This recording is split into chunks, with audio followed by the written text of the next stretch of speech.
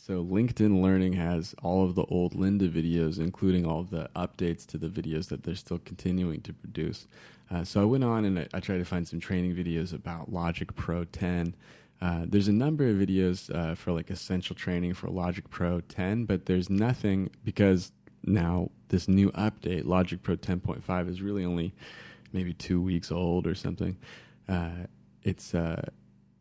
There's just no new video training established for it. So I think for Logic Pro 10.4, there's a full essential training video that was produced by, was it Scott Hirsch, a music producer out of New York. And he just kind of goes through the controls and the system and stuff. And you get a good feel of like how to make changes, how to use different features, how to use the mixer versus like the linear tracking system, how to use different controls and stuff. A lot of the stuff is similar if you've used GarageBand, like I was mentioning, or another digital audio workstation that does multi-tracking in the past. But it was cool, learning like some techniques about how to apply different compressor, or how to make the settings of a compressor do more specifically the types of things that I'm wanting to do in a mix. I think was some good information for me to be learning about through the Logic Pro training stuff. Also, in addition to that, so LinkedIn Learning is a paid service. You can get a 1 month of free trial of that too, which I'm taking advantage of at this moment to get some new information in. But what you can do is go to YouTube and look up similar training videos, and there's a lot of music producers out there that have done their own screencasts of kind of walking through different services or different techniques that these digital audio workstations provide. So I was looking at a guy's website. I think it was whylogicprorules.com, and that had a lot of good training videos on it too.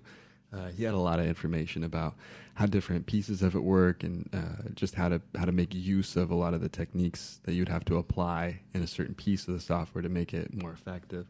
And I thought that was really cool. I really appreciated some of the stuff that he'd done. And because he's a YouTube channel, he's just kind of putting out content more regularly. So he has, I think, 5 videos up right now about these different features related to Logic Pro 10.5. So I think it's like a general overview. There's one specifically about the live loops feature that I was mentioning is one of those premier new interface features that's now part of Logic Pro 10.5. In addition to that, I think they've created a step sequencer, a new sampler. I think they have a quick sampler now, and they have a full sampler where you can go through and make your own samples to make your own loops. So you can really be producing your own music, and I think it's really cool, the kind of stuff that you can do. That's a big update that they've done. I think they talk about like what is the ESX 24, 27, something like that. It was this old sampler software that was probably some third-party plugin that ended up being bought and then ended up being integrated into Logic. That's speculation, but the way that it looks, it just doesn't look like Apple had ever designed it.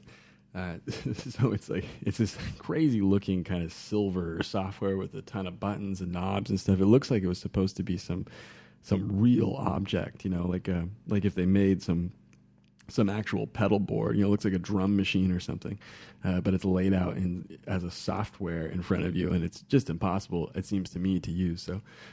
So Apple's gone through and updated that kind of legacy piece. Some people are happy about it. Some people are mad about it. I see some people writing in forums, long live the ESX sampler. And then plenty of people saying they're happy to see it go and that they're happy to see it replaced by a more modern piece of a more modern utility.